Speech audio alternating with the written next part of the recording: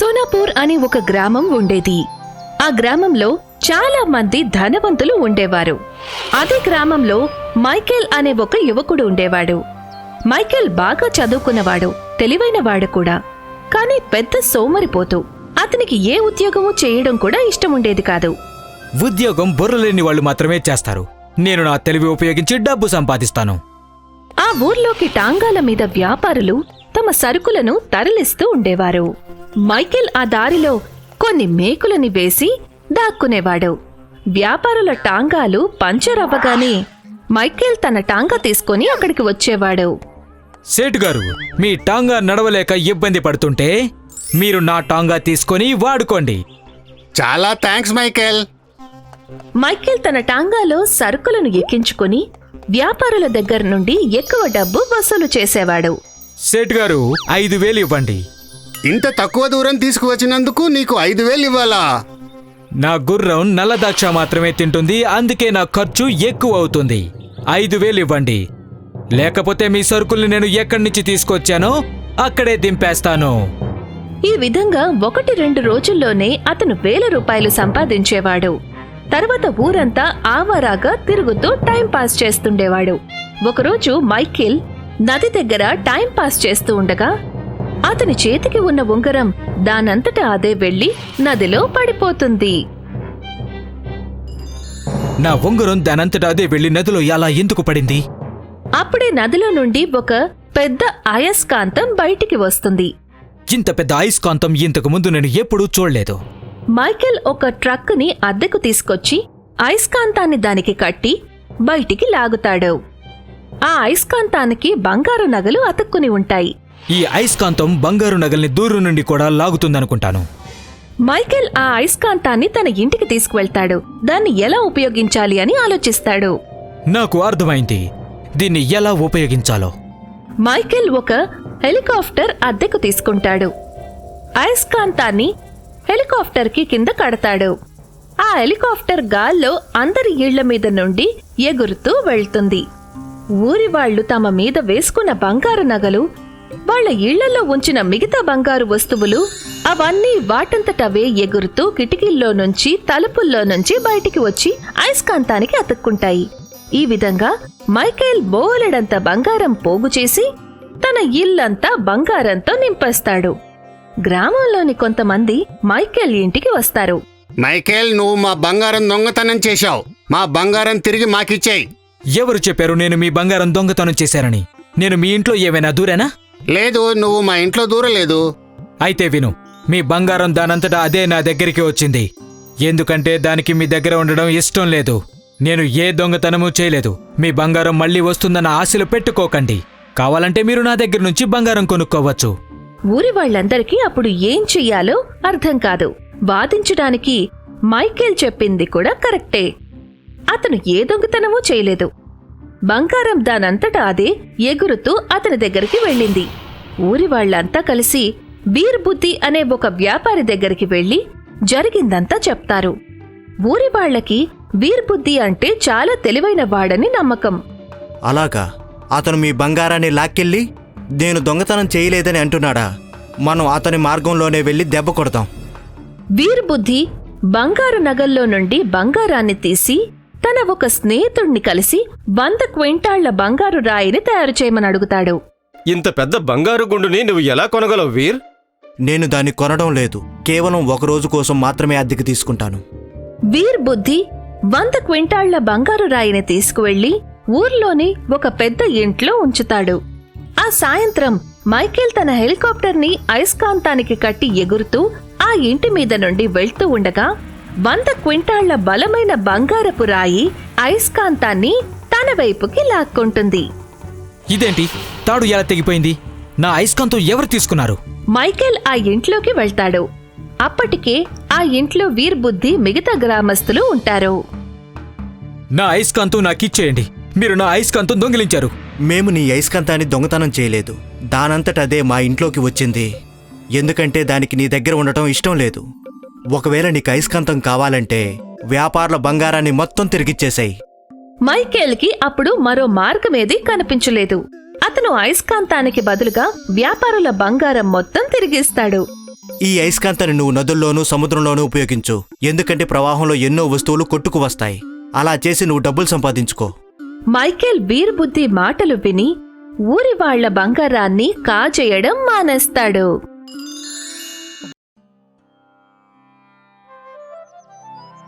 ఒక ఊర్లో రోహన్ అనే ఒక బీద అబ్బాయి తన తల్లి చెల్లెలతో పాటు కలిసి ఉండేవాడు. ఇంకా ఎంతసేపు కంప్యూటర్ మీద పనిచేస్తూ కూర్చుంటావ్? మమ్మీ, నువ్వైనా చెప్పు కాసేపు కంప్యూటర్ ఆఫ్ చేయమని. ఉదయం నుండి పనిచేస్తున్నాడు. వీడు కంప్యూటర్ని అస్సలు వదలడమే లేదు. మమ్మీ, నేను నా స్కూల్ అసైన్మెంట్ టైప్ చేస్తున్నాను. రేపు దీన్ని స్కూల్లో సబ్మిట్ చేయాలి. రాత్రి 10 గంటలైంది. ప్రింట్ ఎక్కడి నుండి తీసుకొస్తావు? అయ్యో అవునా, నిజంగా 10 గంటలైందా? నాకు ధ్యాసే లేదు. రోహన్ వెంటనే తన అసైన్మెంట్ ని పెన్ డ్రైవ్ లో వేసుకుని మార్కెట్ వైపు పరిగెడతాడు. కాని అప్పటికే అన్ని దుకాణాలు మూసేస్తారు. తర్వాత రోజు ఉదయం కూడా రోహన్ ప్రింట్ తీసుకునేందుకు దుకాణాన్ని వెతుకుతూ ఉంటాడు. కాని అంత పొద్దున్నే ఏ దుకాణమూ తీసి ఉండదు. చివరికి రోహన్ అసైన్మెంట్ ప్రింట్ లేకుండానే స్కూలుకి వెళ్తాడు. నీ అసైన్మెంట్ ఎక్కడుంది రోహన్? మేడం, నా అసైన్మెంట్ పూర్తి చేశాను, కానీ వాటి ప్రింట్ తీయలేకపోయాను. మేడం, వీడు అబద్ధం చెబుతున్నాడు. పోయినసారి కూడా వీడి అసైన్మెంట్ సబ్మిట్ చేయలేదు. నువ్వు మాట్లాడుకు గౌరవ్. మధ్యలో నిన్నిలా ఎవరు మాట్లాడమన్నారు చెప్పు. రోహన్, ఒకవేళ నువ్వు ఈ అసైన్మెంట్ సబ్మిట్ చేయలేదనుకో, నీకు సోషల్ సైన్స్లో 0 మార్కులు వేస్తాను. రోహన్ తన ఇంటికి వెళ్తూ ఉండగా తన క్లాస్లో ఉండే గౌరవ్ అతన్ని ఏడిపిస్తూ ఉంటాడు. ఏ రోహన్, ఫెయిల్ అవుతున్నావు కదా? సోషల్ సైన్స్లో 0 మార్కులు వేస్తారంది కదా. ఇప్పుడు ఎలా అనిపిస్తుంది నీకు? పాపం బేదవాడు, ఇంట్లో ప్రింటర్ కూడా లేదు. రోహన్ ఆ రోజు ఏడుస్తూ ఇంటికి వెళ్లి తన తల్లితో ఇలా అంటాడు. ఎంతో కష్టపడి నేను మీ ఇద్దరి కోసం రూపాయి కూడబెట్టి ఈ కంప్యూటర్ కొన్నాను. ఇప్పుడు ప్రింటర్కైతే నా దగ్గర డబ్బులు లేవురా. మీరెందుకు అర్థం చేసుకోరు? మనం బీదవాళ్లం. మనం ప్రింటర్ ఎక్కడి నుండి కొనగలం చెప్పు? మీ నాన్న మనల్ని ఇలా ఒంటరిగా వదిలేసి వెళ్ళిపోయారు. మీరిద్దరూ ఎప్పుడైనా ఆలోచించారా మనం ఏమైపోతామోనని? తర్వాతి రోజు రోహన్ స్కూల్కి వెళ్తూ ఉండగా దారిలో అతనికి మళ్లీ గౌరవ్ కలుస్తాడు. ఏ రోహన్, దీన్ని చూడు. మా ఇంట్లో కలర్ ప్రింటర్ ఉంది. నేను స్పైడర్ మ్యాన్ ఫోటో ప్రింట్ చేశాను. నువ్వు ఒకసారి చూసి ఎలా ఉందో చెప్పు. నువ్వు నాతో మాట్లాడుకు. నాకు నీతో మాట్లాడాలని లేదు. ఏంటేంటి నువ్వు మాట్లాడేది? మీ నాన్నగారు వద్దన్నారా ఏంటి? ఓహో, నేను మర్చిపోయాను. మీ నాన్న నువ్వు చిన్నగా ఉన్నప్పుడే మిమ్మల్ని వదిలేసి పారిపోయాడు కదా.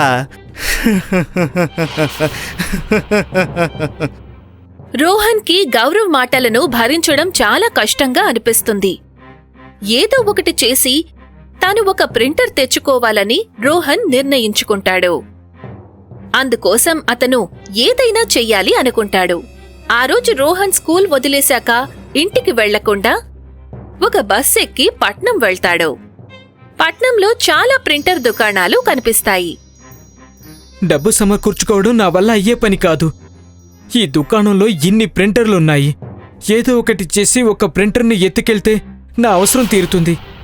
అప్పుడు నేను కూడా స్పైడర్ మ్యాన్ ఫోటో ప్రింట్ తీసి ఆ గౌరవ్ గాడికి చూపిస్తాను. ఇక అప్పుడు నన్ను వాడు ఎప్పటికీ ఏడిపించలేడు. రోహన్ ప్రింటర్ చూస్తానని చెప్పి దుకాణంలోకి వెళ్తాడు. ఆ వ్యాపారి తనని చూడ్డం లేదని గ్రహించి రోహన్ ఒక ప్రింటర్ని తీసుకొని మెల్లగా తన బ్యాగ్లో పెట్టుకుంటాడు. ఆ దుకాణంలో సీసీటీవీ కెమెరాలు ఉన్నాయని రోహన్కి తెలీదు. లోపల సెక్యూరిటీ రూంలోని గార్డ్ బ్యాగ్లో ప్రింటర్ వేసుకున్న రోహన్ని చూసేస్తాడు. అతను వెళ్లి వ్యాపారికి విషయం మొత్తం చెప్పేస్తాడు. రోహన్ దొంగతనం చేస్తూ పట్టుబడతాడు. వ్యాపారి రోహన్ని బాగా కొడతాడు. ఇప్పుడే పోలీసులను పిలిపించి నిన్ను జైలుకు పంపిస్తాను. ప్లీజ్ వద్దు అంకుల్, నన్ను జైలుకి పంపొద్దు. నన్ను క్షమించండి, నన్ను వదిలేయండి. రోహన్ చెయ్యి వదిలించుకుని అక్కడ్నుంచి పారిపోతాడు. చాలా సమయం వరకు అలా పరిగెత్తుతూనే ఉంటాడు. ఆ వ్యాపారి తన వెంట వస్తున్నాడని రోహన్ అనుకుంటాడు. అలా పరిగెత్తుతూ ఉండగా కాలికి ఏదో తగిలి అతను కింద పడిపోతాడు. ఒక పెద్ద మనిషి రోహన్ని లేపుతాడు. ఏమైంది బాబూ? ఎందుకు ఏడుస్తున్నావు నువ్వు? నేను ఏడుస్తుంటే నీకేంటి ప్రాబ్లం? నువ్వు ఏం చేయగలవు? నేను నీకు ఏమీ చేయలేకపోవచ్చు, కానీ నాకు నీ బాధను చెప్పుకుంటే తప్పకుండా నీకు కొంత బాధ తగ్గుతుంది. రోహన్ అన్ని విషయాలు ఆ ముసలాయనకు చెప్తాడు. ఓహో, అదా నీ బాధ. నీకు ఒక ప్రింటర్ కావాలా? అయితే నాతో రా. ఆ పెద్ద మనిషి రోహన్ని నది ఒడ్డున ఉన్న తన చిన్న గుడిసెలోకి తీసుకువెళ్తాడు. తర్వాత రోహన్కి ఒక ప్రింటర్ ఇస్తాడు. అసలు మీరెవరు? మీ దగ్గర ఇంత మంచి కొత్త ప్రింటర్ ఎక్కడిది? అదంతా అడగటం నీకు అనవసరం. నీకు ప్రింటర్ కావాలి కదా, అది నేను నీకిస్తున్నాను. ఇక నువ్వు దీన్ని తీసుకొని నేరుగా మీ ఇంటికే వెళ్ళు. రోహన్ ప్రింటర్ని తీసుకుని ఇంటికి వెళ్తాడు. అతను ప్రింటర్ని కంప్యూటర్కి కనెక్ట్ చేసి ఒక ప్రింట్ తీయాలనుకుంటాడు. కాని ప్రింటర్లో నుండి పేపర్ ప్రింట్కి బదులుగా కరెన్సీ నోట్లు వస్తాయి. రోహన్, ఈ ప్రింటర్లో నుండి నోట్లు వస్తున్నాయి. నేను ఏదైనా తప్పు చేశానేమో. మళ్ళీ ప్రింట్ ఇస్తానుండు. రోహన్ మళ్ళీ ప్రింట్ కమాండ్ ఇస్తాడు. ప్రింటర్ నుండి మళ్ళీ కరెన్సీ నోట్లే వస్తాయి. బహుశా ఇది డబ్బులిచ్చే ప్రింటరేమో. రోహన్ ప్రింటర్ నుండి కొన్ని వేల రూపాయలు తీసుకుని తర్వాతి రోజు అదే ప్రింటర్ దుకాణానికి వెళ్తాడు, ఎక్కడైతే తను దొంగతనం చేస్తూ పట్టుబడ్డాడో. నిన్న నేను చేసిన దానికి దయచేసి నన్ను క్షమించండి. ఈరోజు ప్రింటర్ దొంగతనానికి కాదు, కొనడానికి వచ్చాను. ఇదిగో తీసుకోండి డబ్బులు. నాకు అన్నిటికన్నా లేటెస్ట్ ప్రింటర్ ఇవ్వండి. రోహన్ ప్రింటర్ని తీసుకుని ఇంటికి వెళ్తాడు. తర్వాతి రోజు అతను గౌరవ్కి స్పైడర్ మ్యాన్ ప్రింట్ చేసి చూపిస్తాడు. దీన్ని చూడు గౌరవ్, బహుశా నీ దగ్గర ప్రింటర్ క్వాలిటీ కూడా ఎంత బాగుండదేమో, నా ప్రింటర్ క్వాలిటీ లాగా. గౌరవ్ రోహన్ ముఖం చూస్తూ ఉండిపోతాడు. ఈ గరీబోడి దగ్గరికి ఇంత ఖరీదైన ప్రింటర్ ఎలా వచ్చింది? ఆ రోజు స్కూల్ వదిలేశాక గౌరవ్ రోహన్ని రహస్యంగా ఫాలో అవుతాడు. రోహన్ ఇంటి వెనుక దాక్కుని ఇంట్లో నుండి వచ్చే అన్ని మాటలను వింటూ ఉంటాడు. రోహన్, ఎవరైతే నీకు ఈ డబ్బులిచ్చే ప్రింటర్ ఇచ్చారో ఒకసారి నువ్వు ఆయన దగ్గరికి వెళ్ళి థ్యాంక్స్ చెప్పి రావాలి కదా. అవును, నువ్వు కరెక్ట్గా చెప్పావు. నువ్వు కూడా నాతో పాటు రా. రోహన్ తన చెల్లెల్ని తీసుకుని నది ఒడ్డుకి చేరుకుంటాడు. రోహన్ తల్లి పని మీద బయటికి వెళ్తుంది. అప్పుడు ఇంట్లో ఎవ్వరూ ఉండరు. అదే అవకాశంగా భావించి గౌరవ్ రోహన్ ఇంట్లోకి దూరతాడు. ఆ డబ్బులు ఇచ్చే ప్రింటర్ని తీసుకుని తన ఇంటికి వెళ్తాడు. ఇప్పుడు నేను బోల్డ్ అని నోట్లను ప్రింట్ చేస్తాను. 1,00,000 రూపాయల మొబైల్ ఫోన్ కొనుక్కుంటాను, 3D టీవీ కొనుక్కుంటాను, నాకొక బుల్లెట్ మోటార్ సైకిల్ని కొనుక్కుంటాను, రకరకాల కలజోళ్ళు కొనుక్కుంటాను, ఫుల్గా ఎంజాయ్ చేస్తాను. ఎందుకంటే నాకు డబ్బు గురించి భయమే లేదు. గౌరవ్ అలా డబ్బు ప్రింట్ చేసే ప్రింటర్కి కమాండ్ ఇస్తాడు. కానీ ప్రింటర్ నుండి డబ్బులు రాకుండా అందులో నుండి చాలా సూదులు బయటికి వచ్చి గౌరవ్ వైపు వస్తూ ఉంటాయి. అయ్యో, కాపాడండి! ఎవరైనా కాపాడండి! ఎవరైనా కాపాడండి! ఎవరైనా కాపాడండి! సూదులు అన్నీ గౌరవ్ మీదకి వచ్చి గుచ్చుకుంటాయి. ఎవరైనా కాపాడండి! ఎవరైనా కాపాడండి! ఎవరైనా కాపాడండి!